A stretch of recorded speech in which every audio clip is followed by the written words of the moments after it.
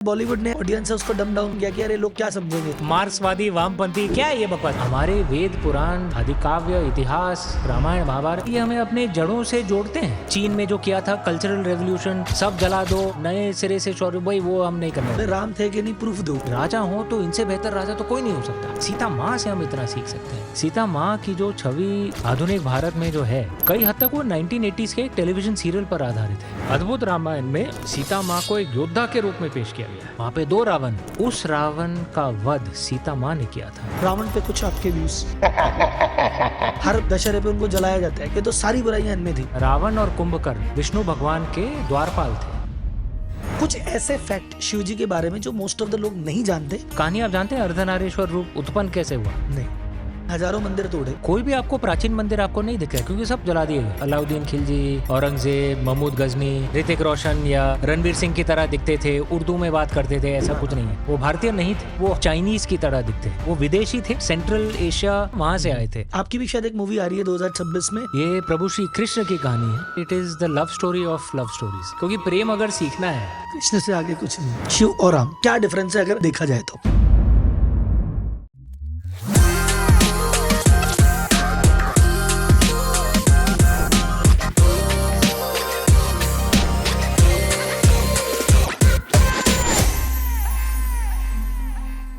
कुछ बात तो है ऐसी कि हस्ती मिटती नहीं हमारी, सदियों रहा है दुश्मन दौरे जमा हमारा। हमारे इतिहास के पन्ने भरे हुए हैं इस बात से कि अच्छा मुगल आए, उन्होंने हमें लूटा, तुर्कों ने हमला किया, उसके बाद अंग्रेजों ने किया, पिछले 1000 साल तक हम पे हमले होते ही रहे। इसके बावजूद भी अगर भारत की हस्ती आज की डेट में है, इसका मतलब भैया कई ऐसी सच्चाइयां हैं जो हमसे छुपाई गई। हमारे इतिहास में भारतीय सभ्यता और संस्कृति का जो विराट रूप है वो हमें बताया नहीं गया। तो आज के पॉडकास्ट में एक ऐसे व्यक्ति के साथ पॉडकास्ट करने वाले हैं जो भारतीय सभ्यता और संस्कृति को पुनर्जीवित करने का और उसको पूरी दुनिया को बताने का अपना मिशन या अपना लक्ष्य मान चुका है। आज के हमारे गेस्ट का नाम है मिस्टर अमीश त्रिपाठी। मिस्टर अमीश त्रिपाठी ने जीवन में जिस चीज के हाथ लगाया उस चीज में बेस्ट काम किया। जब बात आई पढ़ाई की तो उन्होंने IIM कलकत्ता से MBA किया, फिर बड़े बड़े फाइनेंशियल इंस्टीट्यूशन में टॉप पोस्ट पे काम किया। फिर उन्होंने सोचा बुक लिखते हैं, तो जो बुक लिखी पहली book series Shiva trilogy India इतिहास की सबसे ज्यादा तेजी से बिकने वाली बुक बनी। उसके बाद रामायण सीरीज लॉन्च करी, वो दूसरी सबसे ज्यादा तेज बिकने वाली बुक बनी। फिर इंडियन कल्चर को दिखाने के लिए सुहेलदेव पे बुक लिखी, धर्म पे किताबें लिखी और अभी चोल वंश पे एक नई किताब उनकी और आ रही है। एज अ राइटर इनकी 11 किताबें आ चुकी है, 20 से ज्यादा भाषाओं में कन्वर्ट हो चुकी है, टोटल 80 लाख से ज्यादा कॉपियां बिक चुकी है। राइटिंग के अलावा इन्होंने डॉक्यूमेंट्री में कुछ काम किया। एक डॉक्यूमेंट्री डिस्कवरी प्लस के साथ करी 2022 में रामायण के ऊपर, वो उस साल की डिस्कवरी प्लस की मोस्ट वॉच डॉक्यूमेंट्री बन गई। फिर उन्होंने जियो स्टार के साथ एक दूसरी डॉक्यूमेंट्री बनाई, वो भी हिट रही। ऐसे टोटल 5 डॉक्यूमेंट्री में अब तक काम कर चुके हैं और सब अपने अपने टाइम की हिट डॉक्यूमेंट्री रही। इस पॉडकास्ट में हमने बात करी इनकी बुक्स शिवा ट्रायोलॉजी के बारे में कि शिव क्या है, शिव के रहस्य क्या है, रामायण सीरीज के बारे में कि भैया रामायण को इन्होंने अपने शब्दों में लिखा तो उसमें डिफरेंट क्या देखा, भारत में कौन से ऐसे राजा हैं जिन्होंने बहुत अच्छे युद्ध जीते पर जिनका जिक्र नहीं हुआ, चोल वंश ने क्या ऐसा किया था जो कि पहले कभी नहीं हुआ, इन्होंने राइटिंग करियर की कैसे शुरुआत की, राइटिंग में ये टॉप पे कैसे आए और इनके भविष्य के मिशन अब क्या है, ये सारी बातें जानेंगे आज के पॉडकास्ट में। तो अगर आपका भारतीय इतिहास में, भारतीय संस्कृति में, भारतीय सभ्यता में, भारतीय अध्यात्म में इंटरेस्ट है, आप बुक रीडर हैं, आप अमीश के बारे में जानते हैं, तो ये पॉडकास्ट आपको अमीश के बारे में और भारतीय संस्कृति के बारे में जानने में और मदद करेगा। आप ज्यादा टाइम वेस्ट नहीं करते और सीधे पहुंचते हैं पॉडकास्ट की तरफ। 11 किताबें, 80 लाख से ज्यादा कॉपियां बिक चुकी है, इंडिया के बेस्ट सेलिंग ऑथर हैं। रीजनल लैंग्वेज हो चाहे इंटरनेशनल लैंग्वेज हो, 20 से ज्यादा लैंग्वेज में आपकी बुक ट्रांसलेट हुई है। और ये आपका मतलब अमेजिंग होता है कि फर्स्ट चॉइस नहीं थी, इससे पहले आप एक कॉर्पोरेट करियर में थे। तो कॉर्पोरेट करियर से यहाँ की जर्नी की चालू कैसे हुई, बस एक वो कहानी या वो इंस्पिरेशन में जानना चाहता हूँ। 1991 के पहले का जो भारत था उसमें जो आर्थिक जो कठिनाइयाँ थी उसे सहा है। और उस ज़माने में देखिए ये होता था कि बेटा ये लेखन ये सब ये बहुत अच्छी चीज़ें हैं, इतिहास वगैरह बहुत अच्छी चीज़ें हैं, काम क्या करोगे। और उस ज़माने में देखिए कुछ ही फील्ड थे, या तो आप CA करिए, MBA करिए, इंजीनियरिंग करिए, मेडिसिन करिए या भूखे मरिए। रुचि तो मुझे बहुत थी, लेखन में नहीं, पाठक के रूप में मैं पढ़ता बहुत था। मेरे माँ बाप बहुत पढ़ते हैं, वो हिंदी मीडियम के थे तो वो हिंदी में पढ़ते हैं। हम जो 4 भाई बहन हैं हम भी बहुत पढ़ते हैं, हिंदी अंग्रेजी दोनों में। करीब महीने के 5-6 पुस्तकें पढ़ता हूँ, उसी रफ्तार से दशकों से पढ़ता चला आ रहा हूँ। तो ये सब बचपन में आप कह सकते हैं ज्ञान चला गया था अंदर। लेकिन ये कभी नहीं सोचा था कि मैं लेखन की जगत में उतरूंगा कभी भी। खेलकूद करता था, स्पोर्ट्स वगैरह, एकेडमिक भी था, मेरे मार्क्स अच्छे होते थे, बॉक्सिंग, जिम्नास्टिक्स ये सब किया था, लेकिन कुछ भी क्रिएटिव कभी नहीं किया था मैंने। जैसा मैंने कहा, उस ज़माने में आपको कंजर्वेटिव होना पड़ता है, करियर के बारे में सोचना पड़ता है। कॉलेज मैंने बीएससी मैथ्स की, क्योंकि मार्क्स अच्छे थे तो साइंस ही करना है, ज़्यादा सोचने का नहीं है। ऑप्शन नहीं देते घर वाले। इतिहास में रुचि थी, ये क्या है, इतिहास मैथ्स परसेंटेज पे तय होता है कि अच्छा परसेंटेज साइंस चल रहा है, थोड़ा कम है कॉमर्स। और फिर वहाँ के बाद एमबीए किया, फिर बैंकिंग की नौकरी की, एमबीए आईएम कलकत्ता से किया, फिर बैंकिंग की नौकरी की 14 साल तक। कंजर्वेटिव जो आप कह सकते हैं, मिडिल क्लास परिवार, तो कभी नहीं सोचा था कि मैं लेखक बनूंगा। शिव जी का आशीर्वाद है कि मैं लेखक बन गया, और शिव जी का और भी आशीर्वाद है कि मेरा जो लेखन है लोगों को पसंद आया, तो मैं फुल टाइम राइटर भी बन सका। लोग बाग कई बुक्स लिखते हैं, स्ट्रगल करते हैं, उनके कई बुक के बाद कोई एक बुक दुनिया पहचानती है। आपने पहली बुक लिखी, उसने सारे रिकॉर्ड तोड़े। जो शिवा ट्रायोलॉजी थी, 3 बुक ने बेस्ट सेल, मतलब इंडिया की पब्लिशिंग हिस्ट्री के बेस्ट सेलिंग नॉवल बनी। उसके बाद नेक्स्ट सीरीज आपने लिखी रामचंद्र जी की, वो सेकंड बेस्ट बनी। तो रिकॉर्ड पे रिकॉर्ड टूटते जा रहे हैं। और आपने टॉपिक वो उठाया जो कि आम आदमी टच नहीं करता। माइथोलॉजी में आपका इंटरेस्ट है कि यार बात करेंगे, माइथोलॉजी पे करेंगे, बिकॉज राइटिंग में आदमी ये देखता है कि यार इस समय बाजार में क्या चल रहा है, क्या बेस्ट सेलिंग है, किस पे ज्यादा व्यूज आते हैं। जैसे यूट्यूबर में कहूंगा यार, जो मेरे को पसंद है उसको हटा, अभी क्या चल रहा है उस पे व्यू बना दे। और उस जमाने में तो campus romance, college romance, office politics, वो सब चलते थे, 2010 की जो बात है। वहां से आप कैसे, माइथोलॉजी कहाँ से आया कि यार ये वाला चांस लेते हैं? यार देखिए, मैंने कभी सोचा नहीं था, मैं मार्केट रिसर्च करके नहीं लिख रहा था मैं। आमदनी के लिए नौकरी तो थी, बैंकिंग की नौकरी अच्छी, मतलब पगार अच्छी मिलती है, बोरिंग होती है नौकरी। लेकिन देखिए, ये मैं आपके दर्शकों को भी बता दूं, सबसे ज्यादा आमदनी बोरिंग नौकरियों में ही होती है सर। एग्जैक्टली। मैं बिजनेस कोच हूं, तो हमसे कि एक्साइटिंग बिजनेस जो है, ग्लैमरस बिजनेस, उसमें ना मार्जिन है ना उसमें ग्रोथ है। बोरिंग बिजनेस, कोई फैक्ट्री कोई लेके बैठा, वो ज्यादा कमाता है, तो बोरिंग इज मोर अर्निंग। आपको ये निर्णय करना है, आपको पैशन चाहिए कि पैसा चाहिए। बहुत खुशकिस्मत हो गए जैसे मैं हूं, तो ठीक है, दोनों मिल रहे हैं, लेकिन कब तक चलेगी भगवान जाने, वो तो शिव जी के ऊपर है। तो ये हरदम क्लियर होना चाहिए। तो मैं नौकरी छोड़ने वाला थोड़ी ना था। ये आइडिया आया था पुस्तक के लिए, मैंने सोचा लिखो। उस टाइम जब लिख रहे थे बुक, ये पार्ट टाइम लिख रहे थे? अरे पहली 2 पुस्तकों तक मैं लिख रहा था। अच्छा। पहला तो भाई फ्लूक भी हो सकता है? दूसरा चल जाए, हाँ, फिर ये पैटर्न है, चल रहा है। पहली 2 पुस्तकें मैंने नौकरी के साथ लिखी, और बैंकिंग की नौकरी आप जानते हैं, 6 दिन, शायद 7 दिन, संडे भी काम करना पड़ता है, 11-12 घंटे, 10-12 घंटे की नौकरी होती है। जो अपना जो कम्यूट होता था घर से ऑफिस, ऑफिस से वापस घर, मुंबई में एक बहुत अच्छी चीज़ होती है ट्रैफिक जैम, तो समय बहुत मिलता है। गाड़ी के बैक सीट में मैं लैपटॉप पे लिखता था, तो उसी 3-4 साल लगे पहली पुस्तक लिखने को।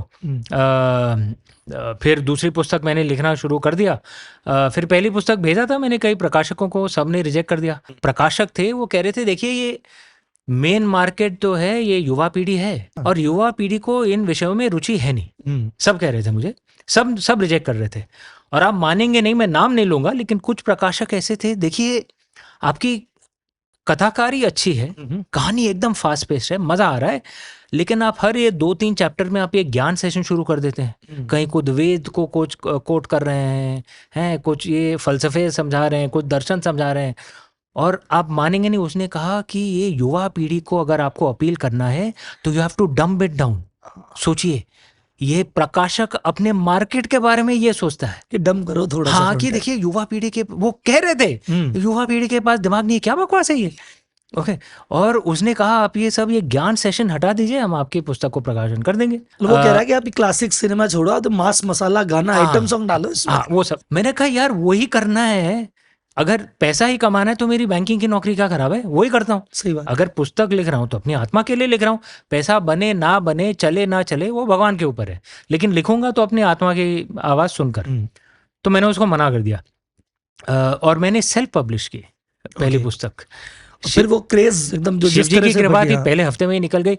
मेरे ज्यादातर पाठक युवा हैं, वही मैं प्रकाशक कई बार ये समझते नहीं है। देखिए कई युवा हैं जिन्हें एक टाइम होता है, देखिए अगर आप सैटरडे रात को आप पार्टी कर रहे हैं तो ठीक है, मूड अलग होता है, लेकिन आप मंडे पर अगर कुछ पढ़ रहे हैं तो मूड अलग होता है। ऐसा नहीं कि आपको हर टाइम में वही वही मूड चाहिए ना, ऐसा थोड़ी ना होता है। मुझे सलमान खान की पिक्चरें पसंद है, रजनीकांत जी की पिक्चरें बहुत पसंद है, बहुत बड़ा फैन हुआ है उनका। अभी उसमें आईक्यू थोड़ी ना होता है उनकी पिक्चरों में, वो तो दिमाग साइड में रखो, मजे करो। और लेकिन इसका मतलब ये नहीं कि मुझे इंटरस्टेलर पसंद नहीं है, वो भी पसंद है भाई। मूड जो होता है, मैं पढ़ता ज्यादा आदमी को नॉन फ्रेम फिक्शन। में नहीं बांधना कि यूथ तो ऐसा ही है, हाँ, यूथ यूथ को ऐसे ही। ये दे दो और क्या लेगा ये यूथ। एकदम गलत धारणा है। और ये सिर्फ प्रकाशक नहीं करते हैं, जो चित्रपट बनाते हैं, सब कुछ उनका ये स्टैंडर्ड होता है कि भाई युवा पीढ़ी को करना है तो कुछ लाइट कुछ करो, ज़्यादा भारी भरकम नहीं, क्योंकि उनके पास समय नहीं है, दिमाग नहीं है, सब बकवास है ये। और यही मैं सर अगला सवाल मेरा इसी में था, मतलब कि माइथोलॉजी के बारे में जैसे जनरल प्रेडिक्शन यही है, लोगों ने जो फ्रेमिंग कर रखी है, जो बना रखे हैं कि टाइप बना रखे हैं, स्टीरियो टाइप, कि यार ये तो माइथोलॉजी है ना, ये तो बुजुर्ग लोग हाँ, पढ़ेंगे, बुजुर्गों के लिए पढ़े जब लोग रिटायर कर जाएं। रिटायर कर जाएंगे तो फुर्सत में बैठ के पढ़ेंगे, या थोड़े जो मेच्योर लोग हैं वो पढ़ेंगे। लेकिन आपकी बुक में अगर जो फास्ट सेलिंग बनी है, जो कि मार्केट का जब सबसे बड़ा वर्ग बनेगा युवा तभी फास्ट पीढ़ी। सेलिंग हुई, तो युवा पीढ़ी ने देखा। और आपके जो मैंने बताया ना कि मैं पहली बार आपसे मिला था जेएलएफ में, तो आपके जेएलएफ में बहुत सारे राइटर एक टाइम पे होते हैं, पर आपका जो पंडाल था जहां आप होते थे, वहां धक्का मुक्की होती थी, भीड़ होती थी, और सब जगह युवा युवा होते थे, स्कूल के बच्चे थे, कॉलेज के बच्चे थे, आपके नाम की शॉटिंग। एक बच्चा मैं भी था उसमें, मैं भी शॉटिंग कर रहा था कि अरे भाई साहब। तो मैं कह रहा हूँ यूथ में ज्यादा क्रेज था, वहां मुझे बुजुर्ग ऑडियंस कम दिख रही थी, तो यूथ ने भी उसको सराहा। और अगर किसी मैच्योर की बात करें तो वो भी आपके जब राइटर लिखा, बोले यार फिलोसॉफिकल डेप्थ है, तो पुराना आदमी बोल रहा है कि यार फिलोसॉफी को पकड़ रखा है, नया आदमी बोल रहा है कि भैया हमें तो नई चीज दिखा दी है। तो ये जो पहली बार लिखने में और आपकी राइटिंग का पैटर्न ही हो गया, तो ये कैसे कर पाते हैं कि दोनों चीजों को बांध पाते हैं? वो जो आपने किसी चीज को डम डाउन भी नहीं किया और उस सबको समझा दिया। सो सीक्रेट सॉस क्या है नए यार ऑथर के लिए, किसी और के लिए? यार देखिए, मेरा मानना है कि जो आपके अंदर है वो आपकी पुस्तकों में, आपके काम में निकल आता है। तो अगर आप फेक नहीं बन सकते हैं, कुछ महीनों के लिए शायद चल भी जाए, लेकिन लगातार आप फेकरी नहीं कर पाएंगे। तो आपके अंदर जो है वही आप दर्शाइए, पुस्तक में या पॉडकास्ट कर रहे हैं या चित्रपट बना रहे हैं, फिल्म जो भी कर रहे हैं, जो आपके अंदर है वही दिखाइए। मेरा मानना है कि मैं एक रिलैक्स्ड आदमी हूँ, मैं ज़्यादा ठीक है, मैं प्राइवेट हूँ, मुझे अपनी प्राइवेट जिंदगी अच्छी लगती है, लेकिन मैं लोगों के साथ घुल मिल सकता हूँ, मैं बातचीत कर सकता हूँ, मैं थोड़ा रिलैक्स्ड हूँ, ज़्यादा फॉर्मल नहीं होता हूँ मैं, तो वो मेरी पुस्तकों में झलकता है। खुशकिस्मत ये थी कि भाई मेरा जो परिवार था, पंडितों का परिवार है, बाबा जी मेरे पंडित हुआ करते थे, विश्वनाथ जी में पढ़ाते थे बीएचयू में, तो घर में वो माहौल था पढ़ने का, लिखने का। हर कोई कम से कम मास्टर तो है हमारे, मतलब बैचलर के आगे मास्टर्स किया है हर किसी ने। तो वो ज्ञान की एक परंपरा थी हमारे परिवार में, और सब अपने हमारे ट्रेडिशंस, हमारे कल्चर से जुड़े हुए थे, हमारी परंपराओं से। जैसा मैंने बताया, मेरे माँ बाप तो हिंदी मीडियम में पले बड़े थे। हम जो 4 भाई बहन हैं, हमें अंग्रेजी स्कूल में भेजा गया था, और सबसे उत्तम दर्ज के अंग्रेजी स्कूलों में, जहां मतलब मेरे माँ बाप की आमदनी और हैसियत से ऊपर उन स्कूलों में हमें भेजा गया था। मेरे कई मित्र ऐसे थे जो अपने जूते पे वो खर्चा करते थे, वो शायद मेरे पिताजी के आमदनी से ज़्यादा थी, सैलरी से ज़्यादा थी। तो मेरे वैसे मित्र थे। मेरी माँ हरदम ये कहती थी, हम तुम्हें ऐसे स्कूल में भेज रहे हैं ताकि तुम अंग्रेजी वालों के सामने कभी सहमोगे नहीं। हमारे भारत में ये हो जाता है कई बार, इंफीरियरिटी कॉम्प्लेक्स होता है। हाँ, ये अंग्रेजी का प्रभाव बुरा नहीं है, अंग्रेजी का दबाव बुरा है। और ये एक माहौल था, अभी कम हो गया है काफ़ी, लेकिन जैसा मैं 50 वर्ष का हूँ, तो एक ज़माना था जब ये माहौल था।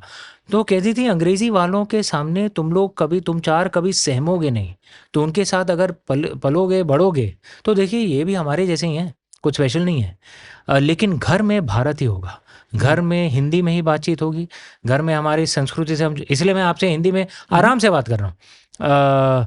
तो ये दोनों एक्चुअली दिमाग में बैठ गए थे ये, और चूंकि मेरा चरित्र ऐसा था, मैं थोड़ा रिलैक्स था, ये ज्ञान भी था, वो शायद पुस्तकों में दिख जाता है। तो मैं हरदम ये कहता हूँ कि देखिए, अगर आपको एक रोमांटिक नॉवेल्स लिखनी है, आप खुद थोड़े रोमांटिक हों तो दिखेगा। आपको क्राइम या वैसे नॉवेल्स लिखने, आप खुद, मैं ये नहीं कह रहा हूँ आप क्रिमिनल हो, लेकिन अगर उस चीज में रुचि हो, आप क्राइम जर्नलिस्ट हो, जैसे अगर कोई क्राइम अगर कई लोग हैं जो अगर अखबार में कुछ क्राइम का ये आता है, वो पन्ना मैं पलट देता हूँ, मुझे नहीं पढ़ना है ये सब। कई लोग हैं जो यार एक मॉर्बिड फैसिनेशन होता है, ये पढ़ना है, और बताओ इसके बारे में, और बताओ। अगर वो लोग क्राइम की लिखें तो भाई, तो आपके अंदर जो है, आप पुस्तक उसी विषय पर, उसी अपने रुचि से जुड़े रहिए, तब वो दिखेगा। सर मैं भी आपकी पुस्तकों की सीरीज पे अपन थोड़े सा डिटेल में बात करेंगे, लेकिन एक मेरे को सवाल जो भी पर्सनल सवाल भी था, जो आपने कहा कि ऐसा होता था अंग्रेजी का दबाव, अब शायद नहीं होता है, कम हो अभी गया। भी अगर अपन देखेंगे टीयर 2 टीयर 3 टीयर 4 में होता है। जैसे आप 90s की बात कर रहे हैं, मैं जब 2006 में, मेरा 12th तक हिंदी मीडियम थे, फिर जब सीए करने लगे तो सीए तो इंग्लिश में होता है, हाँ। और वहां मिले तो वो दबाव मैंने भी फेस किया, और आज भी 2025 में भी कोई ना कोई टीयर 2 टीयर 3 का बंदा वो फेस कर रहा होगा। तो कहना एक प्रॉपर पंडितों का लड़का, हिंदी संस्कृत में बात करने वाला, कॉन्वेंट एकदम टॉप क्लास इंग्लिश स्कूल में जाता है, तो वह आपने कैसे कॉप अप किया ताकि उस सेक्शन का लोग अगर कोई सुन रहा हो तो उसको एक हिम्मत या एक इंस्पिरेशन मिले कि यार ऐसे कैसे कॉप अप करा जाता है, एकदम से हिंदी से इंग्लिश में एंटर करे तो क्या करे, कैसे करे, या माइंडसेट क्या होना चाहिए? माइंडसेट एकदम कॉन्फिडेंट होना चाहिए। हमारे माँ बाप, उन्होंने बहुत बलिदान दिए हमें ऐसे स्कूल्स में भेजने के लिए।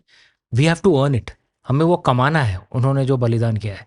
तो सफलता प्राप्त करना हमारे लिए कोई चॉइस नहीं था, करना ही है, क्योंकि माँ बाप ने इतने बलिदान किए। उन्होंने कुछ, उनकी सब बचत सेविंग सिर्फ हम चारों की पढ़ाई थी, और कुछ नहीं किया उन्होंने ज़िंदगी में। इतने बलिदान दिए हमारे लिए। और माँ ने भी कभी छुपाया नहीं कि पापा कितना बलिदान कर रहे हैं हमारे लिए, क्या क्या कर रहे हैं, हमें सब मालूम था। तो ये आत्मविश्वास और वो अंग्रेजी में बोलते हैं ना, फायर इन द बेली, वो होना चाहिए, वो जज्बा। भाई अपने पास यही है, इसके अलावा कुछ है ही नहीं, तो सब कुछ झोंक दो इसमें, तो दैट्स द मैसेज। मैं सिर्फ लेखन की जगत में नहीं कह रहा हूँ, आप राजनीति में जाएं, चित्रपट में जाएं, इंडस्ट्रीज में जाएं, कई लोग जो जड़ों से जुड़े हैं वही तो ऊपर आ रहे हैं ना अभी। सर बात करते हैं एक एक सीरीज पे। शिवा ट्रायोलॉजी जो आपकी first series and fastest selling series थी, अब सबने, मोस्ट ऑफ द लोगों ने, आपके फैंस अभी बहुत सारे इसको देख रहे होंगे, बट कई व्यक्ति ऐसे हैं जो शायद अभी पहली बार जेनजी से जुड़े हुए पहली बार डिस्कवर करेंगे कि अच्छा इस बुक के बारे में, तो उनके लिए ब्रीफ में जरा सा बता सकते हैं ट्रायोलॉजी के बारे में कि ओवरऑल स्टोरी क्या थी, या उसका बिगेस्ट लेसन या लर्निंग क्या थी? मेरी जो पुस्तकें हैं, आप उसे एक एडवेंचर सीरीज में पढ़ सकते हैं। ठीक है, फास्ट पेस्ड कहानी, मजेदार होगी, आपको बोर आप कभी नहीं होंगे, रोमांचक होगी। वॉर्स होगा, रोमांस होगा, शिवजी और सती माँ का वो सब होगा, लेकिन कोर पे एक फलसफा है, एक दर्शन है। और शिवात्रय में ये कोर फलसफा ये है कि व्हाट इज इविल, अधर्म क्या है। क्योंकि मेरे हिसाब से आज भी इविल उठ रहा है। तो अगर आप ये फिलॉसफी को समझेंगे तो आज जो निर्णय आपको लेने हैं वो आप समझ पाएंगे। तो that is the core philosophy, what is evil. धर्म और अधर्म को समझा रहा है। कुछ आइडियाज जो हैं मुझे ये उपनिषद, ऋचा उपनिषद, उन सब से आए हैं, शैवाइट पुराण, कुछ मेरे खुद के ख्याल हैं जो मैंने उसमें डाले हैं।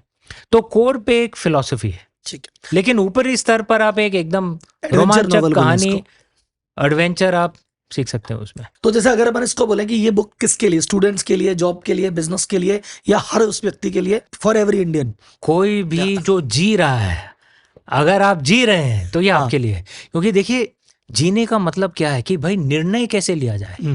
क्योंकि मेरे पिताजी ने ये कहा था कि जीवन में ये महत्वपूर्ण नहीं है कि आपके ऊपर क्या हो रहा है। कठिनाइयां सब पे आती हैं यार, किसको कठिनाइयां नहीं मिलती हैं, हर किसी को मिलती हैं, ठीक है। जीवन इस पर निर्भर करता है कि जो आपके ऊपर बीत रहा है उस पर आप रिएक्ट कैसे कर रहे हैं, उसी पर आपका जीवन बनता है। क्योंकि उतार चढ़ाव तो होता रहता है जिंदगी में। तो आप जो निर्णय लेंगे, आप जो चॉइसेस करेंगे, उसी से आपका जीवन बनेगा। प्रभु श्री राम और रावण दोनों की जिंदगी में कठिनाइयां आई। प्रभु श्री राम का नजरिया अलग था कठिनाइयों के प्रति, रावण का नजरिया अलग था। प्रभु श्री राम का ये था कि कठिनाई आए तो मैं और भी नोबल बनूंगा। रावण का ये था कि दुनिया ने मुझे तकलीफ पहुंचाई, मैं पूरी दुनिया को जला दूंगा। भाई किसका जीवन सफल रहा?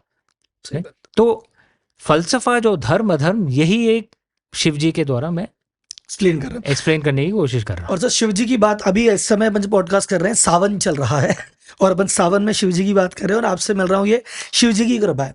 तो सर शिव पे आपने इतनी रिसर्च की, 3 बुक्स हैं आपकी, कुछ ऐसे फैक्ट शिव जी के बारे में जो मोस्ट ऑफ द लोग नहीं जानते, या कोई ऐसे मिथ है जो लोग मानते हैं बट वो है नहीं एक्चुअली, ऐसा कुछ बताना चाहेंगे?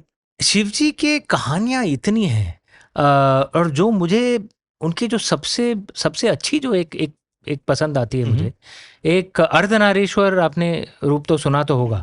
तो एक थे एक ऋषि भृंगी, लेकिन वो मेरी तरह शिव जी के घोर भक्त थे। ठीक है। मतलब मैं ऋषि नहीं हूँ, मैं फिर हाँ, से मैं आम आदमी हूँ, लेकिन हम में से कुछ लोग हैं जो शिव जी के घोर भक्त हैं कि हम सिर्फ शिव जी को देखते हैं और किसी को, सबकी इज्जत करेंगे लेकिन हमारे लिए शिव जी मतलब सर्वोपरि शिव जी। सिर्फ शिव जी हैं। ओम नमः शिवाय कड़ा, रुद्राक्ष माला, महामृत्युंजय जप हर सुबह, मंडे को मंदिर, सब कुछ हम लोग करेंगे क्योंकि हमारे लिए शिव जी सबसे सर्वोपरि है। तो एक ऐसा एक भक्त था शिव जी का, ऋषि भृंगी। वो कहते थे कि मैं सिर्फ शिव जी की उपासना करूंगा, माँ पार्वती की नहीं। ठीक है। और शिव जी ने ऋषि भृंगी को कहा कि माँ पार्वती और मुझ में कुछ फर्क नहीं है। ऋषि भृंगी से नहीं नहीं, मैं सिर्फ आपकी पूजा करूंगा। तो शिव जी ने माँ पार्वती को अपने साइड में बिठाए, सराहने बिठाए कि आप जो प्रदक्षिणा कर रहे हैं आप दोनों की करेंगे। तो वो एक बी बन गए भृंगी ये, और सिर्फ शिव जी के इर्द गिर्द उड़ के चले गए। तो शिव जी को ऋषि भृंगी को एक सबक सिखाना था, इसलिए उन्होंने माँ पार्वती को अपने में संभाल लिया। बाईं तरफ माँ पार्वती, दाहिनी तरफ मैं, कुछ फर्क है ही नहीं, तुम्हें प्रदक्षिणा करनी है तो दोनों की करो। इससे हम बहुत कुछ सीख सकते हैं कि शिव जी हमें खुद सिखा रहे हैं कि देवत्व में कुछ आप भेदभाव नहीं करेंगे। अगर शिव जी हैं तो आप माँ पार्वती की भी करेंगे, विष्णु जी भी, सबकी करेंगे। और दूसरा, पुरुष और स्त्री में भी आप भेदभाव नहीं करेंगे। वो अपने भक्तों को ये सिखा रहे हैं। कट्टरता वाली जो बात है, हाँ, वो शिव जी कहते हैं भाई कट्टरता नहीं बनना, कट्टरता सबको नहीं। समान भाव से देख लो। हाँ। सर अभी इस समय एक कावड़ यात्राएं बहुत ज्यादा चल रही है। अब लोगों ने पॉलिटिकल बना रखा, मुझे पॉलिटिकल से कोई मतलब नहीं है, मैं बस उसकी रिलीजियस इम्पैक्ट समझना चाह रहा हूँ कि कावड़ यात्रा का रिलीजियस इम्पैक्ट क्या है और ये सावन का रिलीजियस इम्पैक्ट क्या है शिव जी के लिए।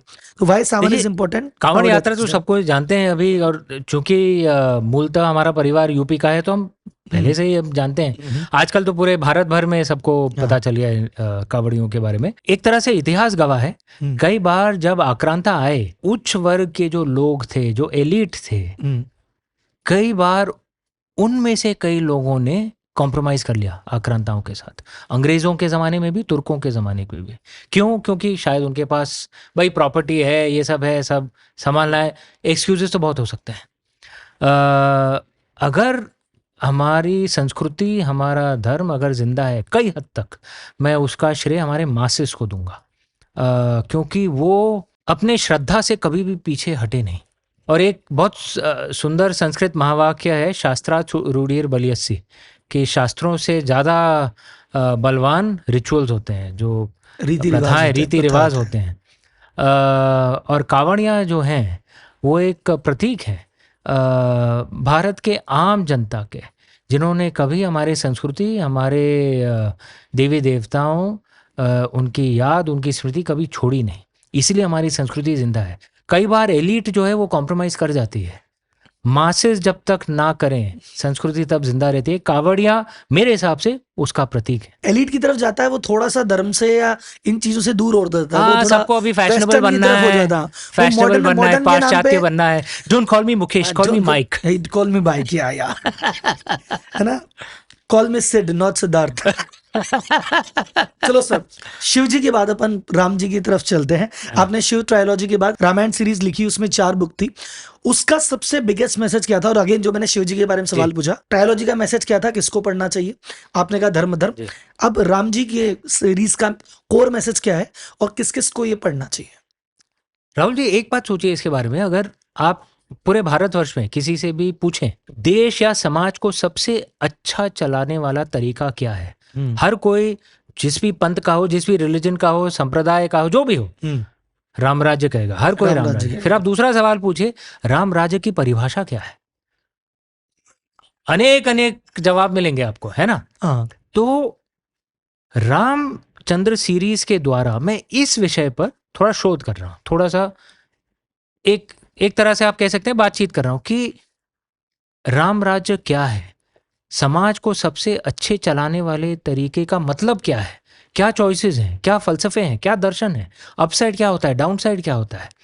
तो ये कोर फिलॉसफी है। जैसा मैंने मेरी सब पुस्तकों में, ऊपरी स्तर पर आप उसे एक एडवेंचर के रूप में आप पढ़ सकते हैं, मेरे कई पाठक हैं, स्पेशली युवा पाठक, जो एक रात में ही खत्म कर लेते हैं पूरा। बिंज वॉच वाले लोग हैं ना, हाँ, बिंज रीडिंग वाले। और कई तो ऐसे हैं जो पूरा शिवात्रय या रामचंद्र श्रृंखला वो एक ही वीकेंड में पूरे 3 या 4 पुस्तकें। युवा पाठकों में कई कर लेते हैं। कहानी का रस आप ले सकते हैं, लेकिन उस कहानी के अंदर फलसफा ये है कि राम राज्य की परिभाषा क्या है, what is an ideal society, what is an ideal state, और क्या फलसफे, जैसे कानून होना चाहिए या न्याय होना चाहिए। कई बार इन दोनों में मतभेद होता है कि justice is sometimes in conflict with the law. फिर क्या करना चाहिए? क्या कानून को तोड़ के आप न्याय करेंगे? फिर तो विजिलेंटिज्म हो जाएगा। लेकिन अगर कानून न्याय के खिलाफ जा रहा है तो वो न्याय ही गलत है, तो इसमें फिर क्या करना चाहिए? ऐसे कई कुछ फलसफे हैं। सर ये तो आप धीरे धीरे ऐसा है कि भी मुझे लग रहा है कई लोग ये पॉडकास्ट यहाँ छोड़ के किताब पढ़ने भाग जाएंगे। मुझे खुद को लग रहा है कि यार ये पॉडकास्ट फटाफट खत्म करता और जाके एक बार दोबारा पढ़ के आता हूँ। सर उसमें रामायण में जो आपने देखे, सबसे मोस्ट इंटरेस्टिंग कैरेक्टर आपको कौन सा लगता है कि यार ये कैरेक्टर बड़ा इंटरेस्टिंग था, इसमें बहुत न्यूएंसेस हैं? शिव जी, प्रभु श्री राम, भगवान कृष्ण, दुर्गा माँ, हर किसी से हम एक तरह से वो सब एक आर्केटाइप है। उनसे हम सीख सकते हैं कि इस आर्केटाइप से हम क्या सीख सकते हैं, मतलब अप्स और एरियाज ऑफ इम्प्रूवमेंट। जैसे राम जी जो है, राम भगवान जो है, मर्यादा पुरुषोत्तम है, the ideal follower of laws, correct. वो मर्यादा पुरुषोत्तम का अनुवाद वो है। ऐसे मर्यादा पुरुषोत्तम की जिंदगी कैसी होती है कि अगर ये राजा हो तो इनसे बेहतर राजा तो कोई नहीं हो सकता, करेक्ट। लेकिन पारिवारिक जिंदगी में बहुत कठिनाई आती है। ये एक मॉडल है। गौतम बुद्ध भी आप देखेंगे, उनकी कहानी भी कई हद तक ऐसी ही थी। वो भी एक तरह से एक मर्यादा पुरुषोत्तम भी थे। तो ये एक मॉडल है। प्रभु श्री राम से हम ये सीख सकते हैं। सीता माँ से हम इतना सीख सकते हैं। सीता माँ की जो छवि आधुनिक भारत में जो है, कई हद तक वो 1980s के एक टेलीविजन सीरियल पर आधारित है, और इसलिए एक छवि हमारे मन में कि सीता माँ ऐसी होंगी। लेकिन अगर आप वाल्मीकि जी की जो रचनाएं हैं, सिर्फ वाल्मीकि रामायण नहीं, वाल्मीकि जी ने 3 रामायण की रचना की थी। एक वाल्मीकि रामायण, एक आनंद रामायण, एक अद्भुत रामायण। अद्भुत रामायण में सीता माँ को एक योद्धा के रूप में पेश किया गया है। वहां पे 2 रावण है, एक छोटा रावण, एक बड़ा रावण, सहस्र रावण, और उस रावण का वध सीता माँ ने किया था। अद्भुत रामायण ये वाल्मीकि जी ने रचना की थी, तो वो भी एक वर्जन है। तो हम सीता माँ को उस रूप में भी देख सकते हैं। तो हमने मेरी जो रामचंद्र श्रृंखला है उसमें जो दूसरी पुस्तक थी सीता माँ पर आधारित थी, वो भी ऐसे ही मैंने उनकी छवि कुछ ऐसे दिखाई है। क्या बात। हाँ, उसका पोस्टर भी कुछ वैसा ही है, वॉरियर टाइप में जो मैंने देखा। सर अभी इसमें एक और चीज़ है कि जो अभी आपने 80 सीरीज की बात की, जो रावण कैरेक्टर की बात करते हैं, वो 80 सीरीज जब चल रही थी उसमें अगर मतलब जितने भी सीरियल आज तक रामायण या रावण के आसपास बने, उसमें उनको सुपर इविल टाइप बताया कि भाई साहब ये तो इनसे बुरा आदमी हो ही नहीं सकता। मतलब हमारे कल्चर में हर दशहरे पे उनको जलाया जाता है कि भाई ये तो सारी बुराइयां इनमें थी, लेकिन क्वालिटी भी बहुत सारी थी और बहुत सारे ऐसे फैक्टर थे जो लोग नहीं जानते उनके बारे में। कोई ऐसी चीजें उनके बारे में जो कि पॉजिटिव थी, लोग नहीं जानते, और कुछ ऐसी गलती कर दी कि भाई उनके 10 चीज सही थी, इसने एक ने सब खराब कर दिया। रावण पे कुछ आपके व्यूज? हमारे जो पूर्वज थे वो किसी भी चीज को एकदम ब्लैक एंड व्हाइट में नहीं देखते थे। वो समझते थे कि भाई जिंदगी कॉम्प्लिकेटेड है, हर कैरेक्टर कॉम्प्लिकेटेड होता है, हर कैरेक्टर में कुछ अच्छी बातें होती हैं और कुछ ऐसी बातें होती हैं जो नेगेटिव होती हैं, या एरियाज ऑफ इम्प्रूवमेंट आप कह सकते हैं। भाई रावण भी तो शिव भक्त तो था, घोर शिव भक्त था, और प्रभु श्री राम भी शिव भक्त थे। रामेश्वरम की स्थापना तो प्रभु श्री राम ने की, रामेश्वरम नाम में ही है। और रावण को तो हम जानते हैं घोर शिव भक्त था। तांडव स्तोत्र जो आज भी जो शिव भक्त हैं, हम जैसे शिव भक्त, हम लोग तांडव स्तोत्र हम लोग चांट करते हैं। मेरी जो पहली पुस्तक थी मॉर्टल्स ऑफ मेलुआ, उसका ट्रेलर फिल्म अभी भी यूट्यूब में है, आप गूगल करिए। उसमें जो बैकग्राउंड में जो संस्कृत चांट्स हैं वो तांडव स्तोत्र है, उसकी रचना रावण ने की थी। पंडित तो था, दिमाग तो था, एक किस्सा मुझे लेकिन उसका ईगो और गुस्से पर कोई काबू नहीं। तो ये हम रावण से सीखते हैं। आप में हुनर जितना भी हो, अगर आपको अपनी ईगो, अपनी महत्वाकांक्षा पर आपको काबू नहीं है, तो आपका अंत वो रावण जैसे ही होगा। तो आप अपने ईगो पर काबू करना वो आपके ही इंटरेस्ट में है। आप किसी दूसरे पर फेवर नहीं कर रहे हैं, अपने ही इंटरेस्ट में। आप जैसे अगर आप विनम्र रहें, काम रहें, तो आपके लिए अच्छा है। दूसरों पे एहसान नहीं कि तुमने विनम्र, मैं तुम्हारे लिए हूँ ना, अपने लिए। अब प्रभु श्री राम विनम्र, और विनम्रता का मतलब वीकनेस थोड़ी ना है। प्रभु श्री राम को जब लड़ना था तो लड़े, और उन्होंने ही कहा था भय बिना होए ना प्रीति। वो हम प्रभु श्री राम से सीख सकते हैं। इसका ईगो जो रावण का था वही उसका डाउनफॉल रहा। सर इसमें अभी रामेश्वरम की आप बात कर रहे थे, तो एक कहानी है कि रामेश्वरम की जब स्थापना की थी राम जी ने और शिव जी की, तो वो जो पंडित था वहां पे, हाँ, ये एक लोक रावण कथा ही है। पंडित था ना, एक लोक कथा ही ये एक लोक कथा है ना, लोक ट्रू है या मतलब क्या है, कुछ है उसके पीछे देखिए सब्सटेंस या है? नहीं, देखिए ये लोक कथा तो बहुत प्रचलित है और पुराने जमाने से चली आ रही है। और जैसा मैंने कहा था शास्त्रार्थ रूढ़िर बलियासी, हाँ, हाँ। वाल्मीकि रामायण में तो ऐसा नहीं पढ़ा है मैंने, ठीक है। लेकिन लोक कथा बहुत प्रचलित है ये। और शायद हो भी सकता है, क्योंकि देखिए जो भी अगर कोई पुरोहित है, अच्छा पुरोहित है, अच्छा पुरोहित है, अच्छा पंडित है, पहले तो वो एस्ट्रोलॉजी करता है, वो सब, वो पैसा नहीं लेते हैं जो अच्छे वाले हैं। आप जो अपने मन से दान दें वो दें, लेकिन वो पैसा नहीं लेते हैं, ठीक है, क्योंकि इनका वो धर्म होता है। और अगर कोई यजमान आके बोल रहा है हमारे लिए ये पूजा करिए, वो आप कोई भी अगर अच्छा पुरोहित, अच्छा पंडित हो, मना नहीं करता है। तो अगर ये सच है तो एक तरह से, अगर ये सच थी तो एक तरह से परंपरा है, क्योंकि अगर किसी ने, एक पुरोहित, रावण था पंडित, मना नहीं कर सकता था, वो उसका धर्म था करना। ये मैंने लास्ट भी कब देखा, भी एक प्ले हो रहा है इस समय, आपने भी शायद देखा, हे राम करके कोई प्ले हो रहा है जिसमें आशुतोष राणा जी रावण की भूमिका निभाते हैं। वो काफी प्ले चल रहा है दिल्ली, मुंबई, पूरे इंडिया भी, जयपुर में भी कई बार हुआ।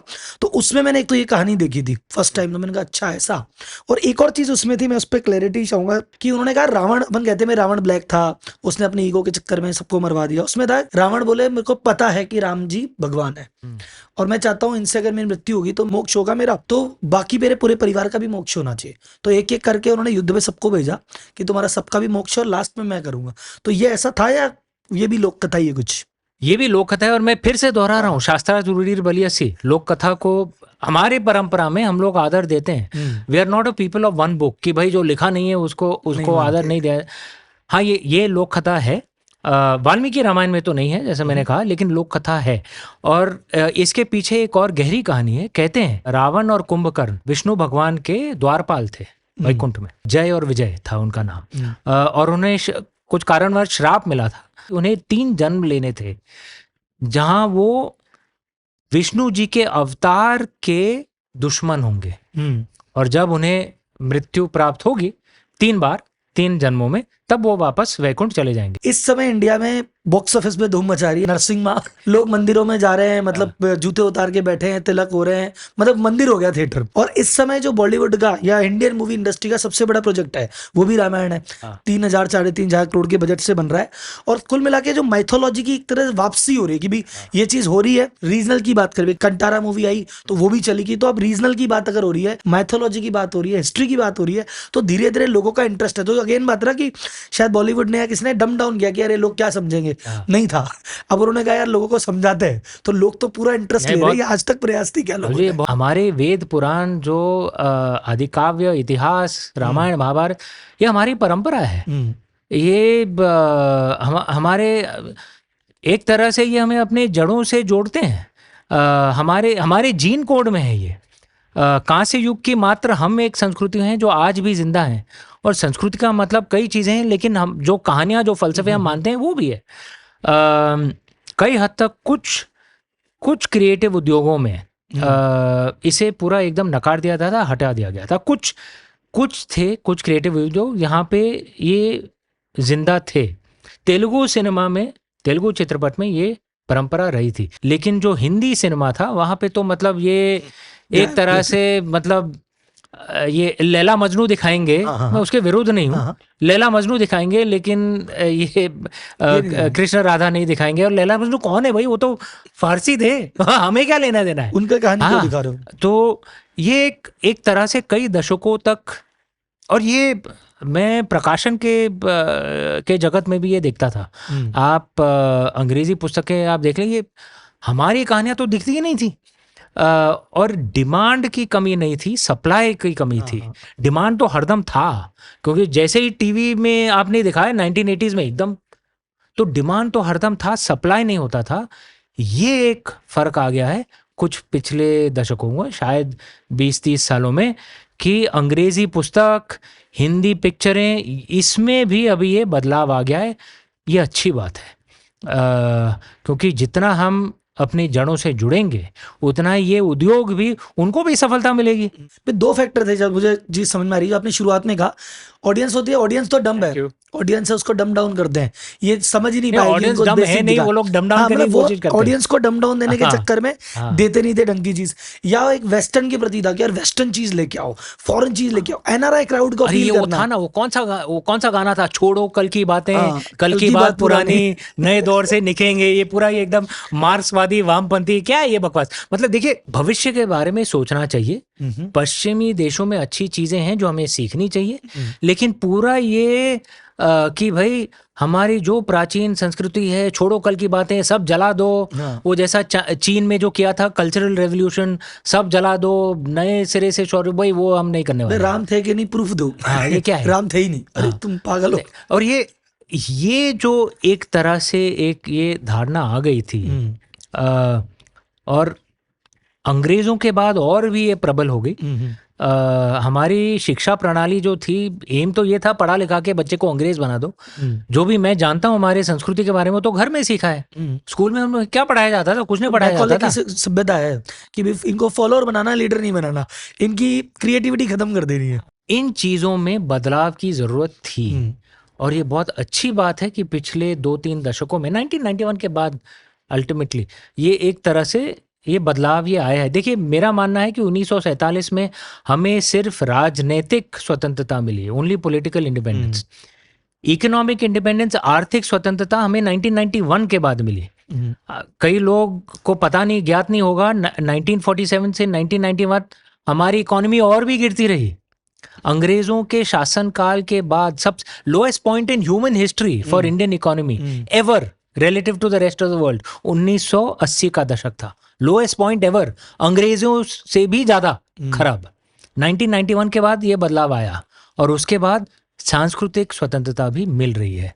हम अंग्रेजी विरोध नहीं करते हैं, विदेश में जो अच्छी बातें हैं जरूर सीखेंगे, आनो बदरा यत्रो कंतु विशुद्ध, अच्छी बातें हैं, लेकिन अपनी जड़ों से कभी हम लोग पीछे हटेंगे नहीं। 5000 साल से, 5000 साल क्या, 10,000 15,000 साल से हमारी संस्कृति जिंदा है। सदियों रहा है दुश्मन दौरे जमा हमारा, कुछ बात है कि हस्ती मिट्टी नहीं हमारी। सर, एक आपने जो बात बोली ना अभी, जस्ट मेरा दिमाग एकदम क्लिक किया। आपने कहा कि डिमांड हमेशा से थी, सप्लाई नहीं थी। देखो, सप्लाई इन्होंने जब रामायण महाभारत के टाइम पे की, पीक उठा। आपने मैथोलॉजी में बुक लिखी, पीक उठा। आपने डॉक्यूमेंट्रीज की, वो पीक गई। हाँ। वो रिकॉर्ड आपने डिस्कवरी प्लस पे 2022 में जो आपकी डॉक्यूमेंट्री थी, डिस्कवरी की 2022 की सबसे चर्चित डॉक्यूमेंट्री बन गई। तो जो भी जब डॉक्यूमेंट्री फॉर्म में आया तो भी चला, मूवी फॉर्म में आया तो चला। राम जन्मभूमि की जो डॉक्यूमेंट्री 2024 में लोकार्पण हुआ था उसका जियो टीवी में, वो तो नंबर 1 डॉक्यूमेंट्री तो थी। नॉन फिक्शन प्रोग्राम में नंबर 4, मतलब सिर्फ बिग बॉस, शार्क टैंक, और तीसरा कौन सा था, कपिल शर्मा शो।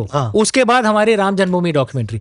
और वो तो आप जानते हैं वो प्रोग्राम कैसे हैं। हमारी तो सीरियस डॉक्यूमेंट्री थी, उसके बाद राम जन्मभूमि इतनी मतलब चली। वो डिमांड हरदम रहा है, सप्लाई नहीं होता था। सप्लाई नहीं होता। हम लोग उदारवादी हैं, हम लोग लिबरल हैं, हर किसी को, जैसे आप उत्तर और दक्षिण में देखेंगे, उन्हीं कहानियों की अलग अलग परंपराएं हैं। उत्तर में तो हम लोग मानते हैं कार्तिक जी कुंवारे हैं, है ना। साउथ में तो उनकी 2-2 बीवियां हैं, करेक्ट। ये तो अलग हो गया ना। तो हम लोग उदारवाद हैं, हम लोग अलग अलग कहानियां सुनने को तैयार हैं। लेकिन मेरा बस ये एक सुझाव रहेगा कि कोई भी इस फील्ड में, अगर आप वेद पुराण रामायण महाभारत में इस फील्ड में अगर आप घुस रहे हैं, तो मन में कम से कम सच्ची श्रद्धा होनी चाहिए। बस आपका नजरिया अलग हो सकता है, इसलिए मत घुसिए क्योंकि आपको पैसा ही कमाना है। अगर पैसा यश कमाना है, वो ही करना है, तो भाई वो रोमांस कुछ कर दीजिए, उसमें भी पैसा आपका बन जाएगा। हमारा बाजार बहुत बड़ा है। लेकिन ये सब देखिए, आजकल ये एक तरह से फैशनेबल हो गया। दिखते भी हैं आप टीवी में, कोई जाके रुद्राभिषेकम कर रहा है और ये ऐसे कर रहा है, दिख रहा है, जिंदगी में कभी किया नहीं है, कुछ मालूम है नहीं। और अगर गलत तरीके से कर भी रहे हो, मन में तो, चेहरे पे तो दिखना चाहिए कि श्रद्धा से कर रहे हो।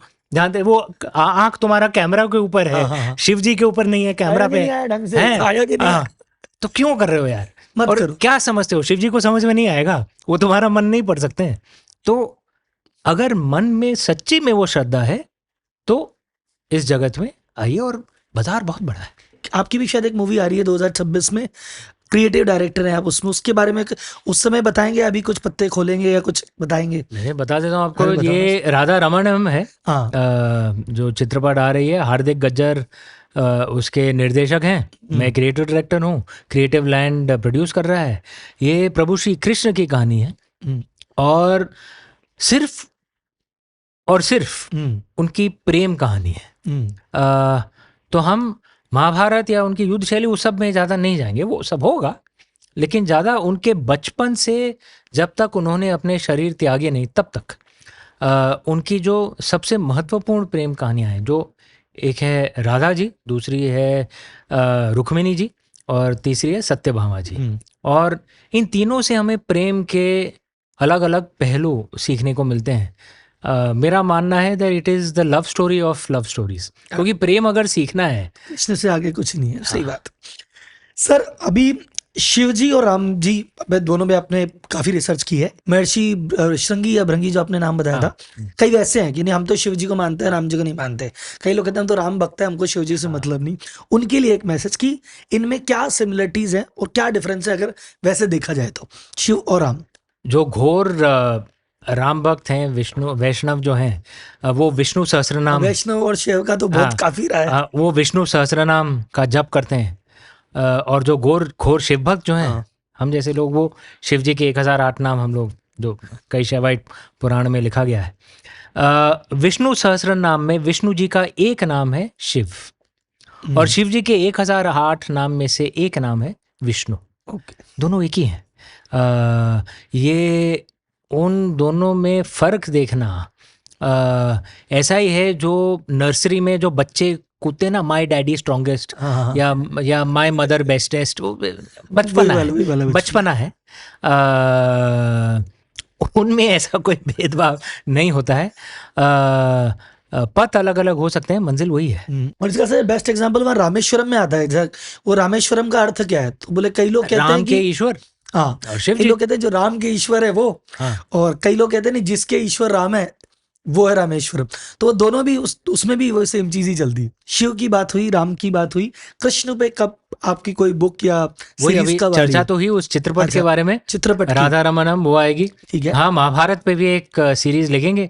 रामायण आ चुकी है तो महाभारत भी चाहिए। वो तो आना तो है, अब तो चाहिए उसके बिना, क्योंकि अब क्या लोग एडिक्ट हो गए हैं। अब लोग को पता है कि यार अमित सर कुछ चाहिए सर, अब रामायण पढ़ा, अब महाभारत पढ़ाओ। 15 साल हो गए, और अभी 12वीं पुस्तक अभी प्रकाशित होने वाली है। 12 बुक्स इन 15 years, अच्छी रफ्तार है यार, मतलब बच्चे की जान लोगे। अच्छी रफ्तार है, लेकिन सर उधर टॉपिक वाली बात की सर, इसमें भी सर इसमें भी ये मैं क्या सोच रहा हूँ कि एक आइडिया है कि ये जो AI जो वीडियो जो बन रहा है वो एक्चुअली एकदम टेक्नोलॉजी एकदम ये, तो उसमें क्यों ना कुछ, क्योंकि उसमें थोड़ी तेजी से बन सकता है पुस्तक लिखने में। तो मैं सोच रहा हूँ मैं न्यू टेक्नो मैं ट्राई तो करना चाहता हूँ। करो। We are just waiting. हम तो चाहते हैं वो स्पीड और बढ़े। आने वाले 15 साल में 12 नहीं 24 बुक आनी चाहिए। आप सोचिए ना सर, आपके जो रीडर है आपके, वो ऐसा थोड़ी आपकी एक किताब एक महीने पढ़ रहे हैं, वो तो एक दिन में खत्म कर देता है। हाँ, अब वो लाओ। सर जो नई पुस्तक अभी आप लिख रहे हैं, तो इनके बारे में कुछ बताइए। जो चोला टाइगर्स, आपके एवेंजर्स ऑफ सोमनाथ, ये कहानी क्या है, इसके बारे में बताइए। क्योंकि इतिहास में हजारों कहानी हमारे, ये कहानी आपने क्यों चुनी कि यार ये वाली कहानी पे अभी बुक लिखनी चाहिए? राजेंद्र चोड़ा उस जमाने के पूरे विश्व भर में सबसे शक्तिशाली इंसान थे और घोर शिव भक्त थे। मोहम्मद गजनी भी उसी समय में था। मोहम्मद गजनी ने सोमनाथ जी पर अटैक किया। मेरी धारणा ये है, क्योंकि मोहम्मद गजनी की मौत कई कुछ इतिहासकार कहते हैं कि मिस्टीरियस तरीके से हुई थी, कि राजेंद्र चोड़ा ने एक असैसिनेशन स्क्वाड भेजा था इस सोमनाथ जी पर प्रहार का बदला लेने के लिए, और उसी तरह महमूद गजनी को मौत के घाट उतारा गया था। और जो महमूद गजनी शिवलिंग के अंश लेकर चला गया था गजनी में, उसे वापस लाया गया था। तो ये उस कहानी की एक हिस्टोरिकल फिक्शन एक स्टोरी है। राजेंद्र चोड़ा ने जो असैसिनेशन स्क्वाड भेजा था महमूद गजनी को मारने के लिए, और शिव जी के अंश, शिवलिंग के अंश वापस लाने के लिए। तो सर सोमनाथ टेम्पल की उस समय क्या इंपॉर्टेंस थी? मतलब उसके बाद भी सोमनाथ के बारे में लोग जानते हैं, बट उस समय क्या था? हमारे मंदिर बहुत विशाल थे, बहुत धनी थे, सब चैरिटी वर्क उन्हीं से चलता था। एजुकेशन, फूड, सब कुछ। और सोमनाथ जी तो 12 ज्योतिर्लिंगों में से एक है, तो बहुत विशाल मंदिर था। पहले भी कुछ मंदिरों पर प्रहार हुआ था, मुल्तान में सूर्य मंदिर पर अरबों का, लेकिन इतना मेजर नहीं हुआ था। महमूद गजनी जिसने जो सोमनाथ जी पर प्रहार किया था, उसके बाद कई मंदिरें, मतलब एक तरह से वो एक टर्निंग पॉइंट था। सिर्फ सोमनाथ जी का महत्व नहीं, हमारे इतिहास के लिए वो एक महत्वपूर्ण एक टर्निंग पॉइंट था। क्योंकि मंदिर अपन कहते हैं हजारों मंदिर तोड़े, बट सोमनाथ जी का जिक्र सबसे ज्यादा होता है, क्योंकि वो सबसे पहला एकदम विशाल मंदिर था जो जैसा मैंने कहा, मुल्तान में भी थोड़े गए थे कुछ, लेकिन मेन स्केल इतना, बड़ा था। हाँ। और उसके बाद उत्तर भारत में आप देखेंगे कोई भी आपको प्राचीन मंदिर आपको नहीं दिख रहा है, क्योंकि सब तोड़ दिए गए, सब जला दिए गए।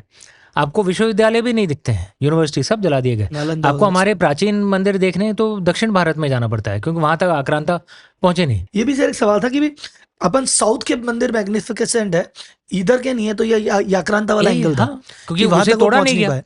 क्योंकि और वहां तक क्यों नहीं आक्रांता, पहुंच पाए? क्योंकि उत्तर भारतीय लड़ते रहे। अगर उत्तर भारतीय अगर हथियार डाल देते तो फिर आक्रांता दक्षिण भारत तक पहुंच जाते। कुछ बार पहुंचे थे वो, मलिक कफूर पहुंच गया था, औरंगजेब पहुंच गया था, कुछ पहुंचे थे, लेकिन इतनी तादाद में नहीं। बाकी सब नॉर्थ इंडिया में रुक जाएगा। क्योंकि देखिए, अगर वहां पे बार बार बगावत हो रही है, उत्तर भारत में लड़ाई होती जा रही है, तो स्टेबिलिटी नहीं मिलेगा ना उन आक्रांताओं को कि जाके दक्षिण में प्रहार करें। और ये आक्रांता सब विदेशी थे। ये एक मैं दोहरा दूं, ये कई बार ये मिसकंसेप्शन होता है, क्योंकि हम लोग सोचते हैं कि ये जो आक्रांता थे, अलाउद्दीन खिलजी, औरंगजेब, महमूद गजनी, ये ऋतिक रोशन या रणवीर सिंह की तरह दिखते थे, उर्दू में बात करते थे। ऐसा कुछ नहीं है। उर्दू हमारी भाषा है, वो उनकी भाषा नहीं थी। वो या तो फारसी या तुर्की में बात करते, और वो हमें चाइनीज की तरह दिखते, भारतीय नहीं। वो भारतीय नहीं थे, वो विदेशी थे। सेंट्रल एशिया, ईस्ट एशिया, जो स्टेप लैंड जो है वहां से आए थे। चाइनीज नहीं थे, लेकिन चाइनीज हमें चाइनीज की तरह दिखते।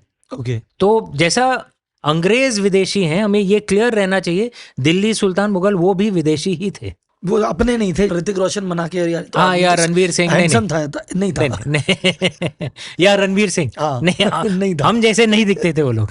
अच्छा सर, ये जो पोन्नी सेल्वन मूवी थी, जो भी IPS1 PS2 मणिरत्नम की, ये इसी पे बेस्ड है, चोल पे शायद? चोड़ा साम्राज्य पर ही बेस्ड है, लेकिन पोन्नियन सेल्वन सम्राट राजेंद्र चोला के पिता सम्राट राजराज चोला के ऊपर आधारित है। मैंने तमिलनाडु में पढ़ाई की थी बचपन में, तो इसलिए थोड़ा बहुत तमिल भी सीख गया उस समय। अभी तो काफ़ी कुछ भूल गया हूँ, लेकिन चले आपके दर्शकों के मज़े के लिए उन रेंड मून नाल अंजे यार ये अट्टो पता पता, ये तमिल के नंबर्स हैं, ये तो थोड़ा बहुत सीख गया था। 1 2 3 4 मैं भी समझ गया, उसके बाद मेरे को समझ नहीं। और मैंने पोन्नियन सेल्वन 1990s में पढ़ी थी, उसका अंग्रेजी अनुवाद।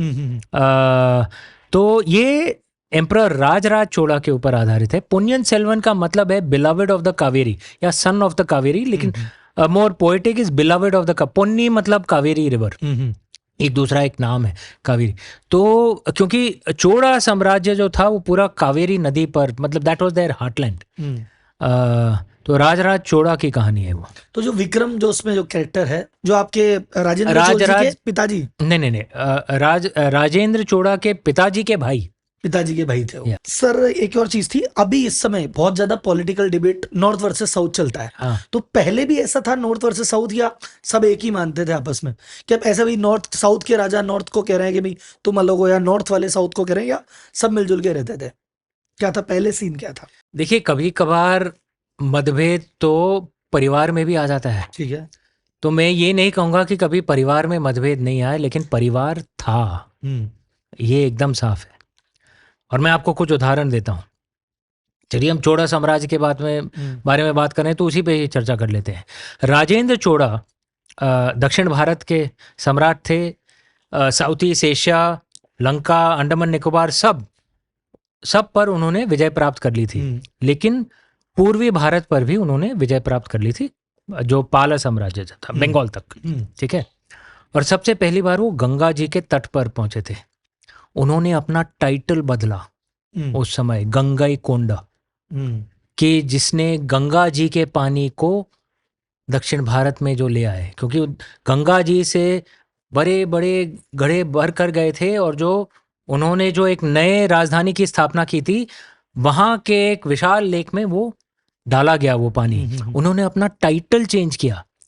तो कह सकते हैं उनके लिए एक भावुक लम्हा था कि वो गंगा जी के तट तक वो पहुंच गए। अपने राजधानी का नाम उन्होंने बदला, Gangaikonda Cholapuram. South east Asia conquer क्या, उन्होंने राजधानी थोड़ी बदली, टाइटल थोड़ी बदला, लेकिन गंगा जी तक पहुंच गए, उन्होंने अपना टाइटल बदला। उनके लिए एक भावुक लम्हा था वो। आज भी ये तो राजा के बारे में, और या उनके एक एलाई थे राजा भोज, मालवा के राजेंद्र चोड़ा के एलाई थे राजा भोज। ये तो ठीक है, राजा महाराजा, और ऐसे कई उदाहरण हैं। लेकिन आप मंदिरों में भी देख लीजिए, केदारनाथ जी में जो या पशुपतिनाथ जी में भी जो पंडित जो आते हैं वो दक्षिण भारत से आते हैं। और दक्षिण भारत में कई ऐसे मंदिर हैं जहाँ उत्तर भारत से पंडित आते हैं। आदि शंकराचार्य जी कहाँ के थे? केरला के थे।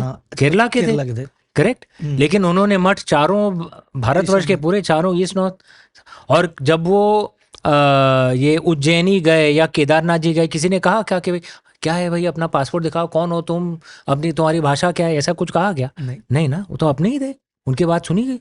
गुरु गोविंद सिंह जी कहाँ के थे? मतलब ज़्यादा समय, आई थिंक जहाँ तक मुझे ज्ञात है, उनका जन्म भी बिहार में हुआ था। और ये एक और उदाहरण देता हूँ, क्योंकि कुछ लोग बोलते हैं टेक्सचुअल एविडेंस दो भाई। ये अंग्रेज बोलते हैं कि ये आर्यन द्रविडियन, तो विष्णु पुराण है जो कम से कम 2500 साल पुराना है, कम से कम। इतिहासकार ये कहते हैं, मेरा मानना है कि भाई और भी ज्यादा पुराना है, चलो इतिहासकार की बात मान लेते हैं, 2500 साल पुराना। उसमें एक बड़ा सुंदर एक संस्कृत श्लोक है, उत्तरम यत् समुद्रस्य हिमाद्रश्चैव दक्षिणम वर्षम तद भारतम नाम भारती यत्र संततिः, कि महासागर के उत्तर, मतलब इंडियन ओशन या ओशंस के उत्तर पर, और हिमालय के दक्षिण पर, मतलब इंडियन सबकॉन्टिनेंट आ गया पूरा। सी बात। जो ये जो भूमि है इसे भारतवर्ष कहा जाता है, और यहाँ पे भरत के संतान रहते हैं। ये विष्णु पुराण में। और कितने उदाहरण दें। लेकिन अगर किसी को देखिए, कई बार मतलब परिवार में भी लोग, ये मेरा भाई है नहीं, ठीक है, नहीं मानना है मत मानो यार, लेकिन परिवार तो एक ही है। तो सर ऐसे केस में जो फुल टाइम ऑथर कोई बनना चाहे तो वाइबल करियर है, क्योंकि you are like a now celebrity, आपके लिए बात अलग है। कोई नया व्यक्ति अभी चालू करता है तो क्या उसके लिए वाइबल है कि वो एवरेज वाला ही रहेगा? अभी तो हो सकता है 5 बुक के बाद 6ठी बुक उसकी हिट हो, तो क्या उसके लिए वाइबल है? देखिए, पहले मैं एक बता दूं, हमारी जगत में, क्रिएटिव जगत में, जो जीता वो सिकंदर होता है। कब वक्त पलट जाए किसने कहा, वो हरदम वो, तो मैं भी अभी तक चला है, शिव जी का आशीर्वाद चला है मेरे लिए। अगले साल क्या हो किसने देखा है? एक बुक अच्छी, एक बुक फ्लूक होती है, 11 आपने निकाल दी है, शिव जी का आशीर्वाद बना रहेगा। लेकिन आप देखते हैं चित्रपट के जगत में कि भाई एक डायरेक्टर है, लगातार हिट दे रहा है, 10 साल बाद पता नहीं कुछ भी नहीं चलती उसकी। ऐसा होता है। तो हरदम वो क्या कहते हैं अंग्रेजी में ना, कि feet should be on the ground, वो हरदम रहना चाहिए। तो अपने बारे में वो कहूँगा। लेकिन जो भी लेखन के जगत में या जो भी क्रिएटिव फील्ड में जो घुसना चाहता है, मैं उसे ये कहूँगा, इसमें कंसंट्रेशन रिस्क बहुत होता है। इसमें या तो आप इतना पैसा कमाएंगे कि आपके परिवार में कभी किसी ने सोचा ही नहीं है, या इतना ज़्यादातर लोग 99% अपने बिल्स भी चुका नहीं पाएंगे महीने के अंत में। ये दुख की बात है, लेकिन क्रिएटिव इंडस्ट्री, हर क्रिएटिव इंडस्ट्री में, थिएटर, बुक्स, मूवीज, म्यूजिक, हर इंडस्ट्री में ऐसा ही है। तो अगर आपको इस जगत में घुसना है तो पैशन के लिए घुसिए। अगर आपको पैसा कमाना है, जैसा मैंने पहले कहा था, बोरिंग इंडस्ट्रीज बहुत अच्छे होते हैं। ये यूके में जर्नलिस्ट जो होगा साल के 40-50 हज़ार पाउंड कमाएगा। ओके, जो यूके में 40-50 लाख हमें सुनाई देता है, लेकिन वहां पे इतना पैसा नहीं है, खर्चा इतना होता है वहां पे। प्लम्बर वहां पे 2 लाख पाउंड कमाता है साल का, प्लम्बर। अब प्लम्बर तो आप सोचेंगे बहुत बोरिंग नौकरी, अरे अच्छा पैसा कमा रहा है।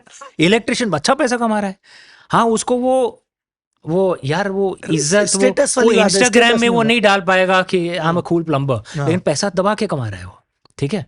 हर देश में ऐसा ही, बोरिंग इंडस्ट्रीज में आपको पैसा बहुत मिलता है, पैसा ये इंडस्ट्रीज में आपको पैशन मिलेगा। हम्म, पैसा मोर ऑफन देन नॉट नहीं मिलता है एक्चुअली, कुछ खुशकिस्मत लोग हैं जो पैसा मिलता है। तो मतलब आंखें खोल कर आना है। आने आइए। भाई आपका अगर ये सेकंड प्रोफेशन है, बेसिकली आपका कमाई कहीं और से हो रही है, तो इसमें कूदो। कोई भी हाँ। अभिनेता ये सोच के चित्रपट की जगत में नहीं घुसना है कि मैं भी रणवीर सिंह, मैं भी रणबीर कपूर। हर कोई नहीं बनता है भाई। हाँ। ऐसा, इसका मतलब ये नहीं आप में हुनर नहीं है भाई, किस्मत काम नहीं किस्मत काम नहीं करती।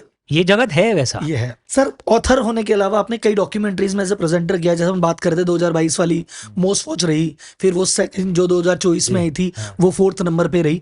वो एक्सपीरियंस कैसा है ऑथर, बीइंग एन ऑथर, उसका एक्सपीरियंस कैसा रहा एज ए प्रेजेंटर? स्पेशली जब मैंने पहले जो शॉट दिए थे, पहला जब शूट दिया था वो लेजेंड्स ऑफ द रामायण 2022 में मैं गया था, मुझे याद है हम्पी में पहला शॉट हुआ था। और मैंने कभी, मतलब हम तो लेखक हैं यार, हमें क्या मालूम कैमरा के सामने क्या करना है, कैसे देखना है, क्या करना है। और मतलब मेरे पहले जो डायलॉग्स इतने बकवास हो रहे थे, ओके, जो मैं डिलीवरी जो कर रहा था, और जो निर्देशक थे, जो अच्छे निर्देशक थे और उन्हें मेरी पुस्तकें पसंद थी, तो बहुत वो पेशेंट थे और मालूम था ये नौसिखिया है, पहली बार कर रहा है।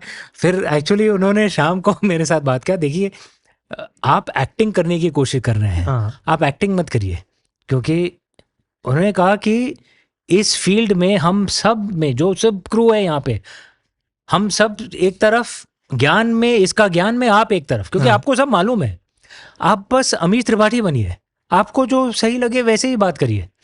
और मैंने वैसे ही बात करना शुरू किया, तो फिर बड़े आसानी से, मतलब स्क्रिप्ट उनकी नहीं थी, आपकी थी, जो शब्द कह रहे थे आप। इधर आप एक्टिंग मत करिए, don't try to be something, just be Amish Tripathi.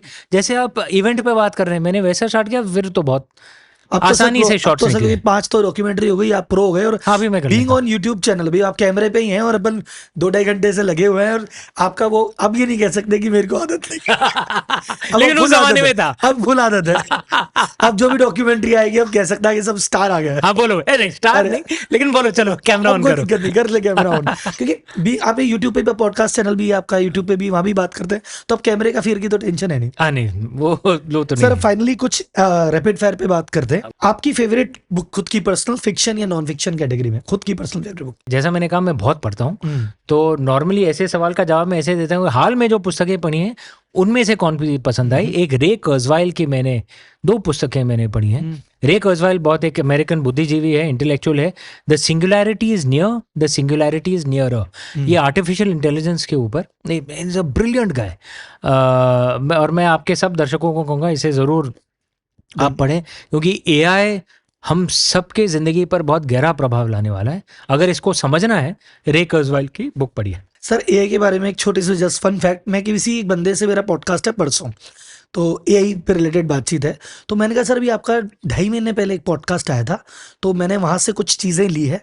बोले नहीं वहां से कुछ मत लेना, क्यों, आउटडेटेड हो गया सब। अरे मैंने कहा भाई 1.5 महीने में, 2.5 महीने पहले तो मुझे रिकॉर्ड, मैंने कहा सर मैंने वहाँ क्वेश्चन देखे, आपने ये बोला, मुझे बहुत अच्छा लगा, इस पे चर्चा करें। क्या चर्चा करोगे, वो आउटडेट हो गया, आओ नया बताऊंगा। भाई गजब चीज है ये, क्या स्पीड है। अच्छा सर आपकी राइटिंग, ये एवोल्यूशन नहीं, रेवोल्यूशन है। रेवोल्यूशन है। हाँ 2.5 घंटे में चीजें बदल गई। योर राइटिंग इंस्पिरेशन आपकी? भारत की संस्कृति, भारत और शिव जी। गीता का एक कोर लेसन जो सबके लिए रिलेटेबल है, जिसको आप मानते हैं? भगवत गीता के 18वें अध्याय में प्रभु श्री कृष्ण ने अर्जुन को कहा था कि मैंने तुम्हें ज्ञान दिया है, अभी तुम खुद निर्णय करो कि तुम्हें क्या करना है। ये एक तरह से मतलब भगवान भी हमें कह रहे हैं कि वो हमें सिर्फ दिशा दिखा सकते हैं, रास्ता दिखा सकते हैं, चलना हमें है, निर्णय हमें लेना है, सब हमारे हाथ में है। भगवान हमारे लिए निर्णय नहीं लेगा, हमें लेना है। सक्सेस आपके लिए क्या मीन करती है, मतलब what meaning of success for you? परिवार, सिर्फ परिवार। Next big project? पुस्तक है चोला टाइगर्स एवेंजर्स ऑफ सोमनाथ, 29 अगस्त को आएगा। मेरी पॉडकास्ट शिवजी की कृपा है अच्छी चल रही है। इमॉर्टल इंडिया विद अमीश, आपकी जितनी बड़ी तो नहीं है, लेकिन चलो कहीं सर शिव जी की कृपा रहेगी और बड़ी।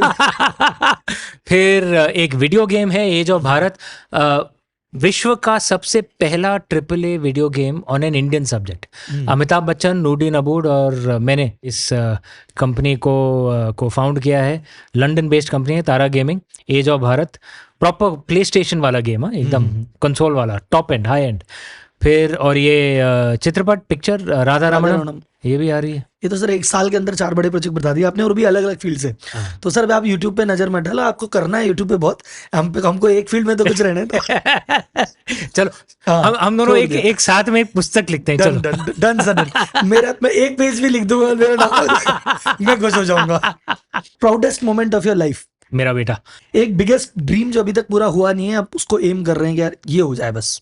नहीं, मैं ड्रीम जी रहा हूँ। ड्रीम जी रहे हैं। डन सर, तो जिंदगी अच्छी है। So that's all from my side sir.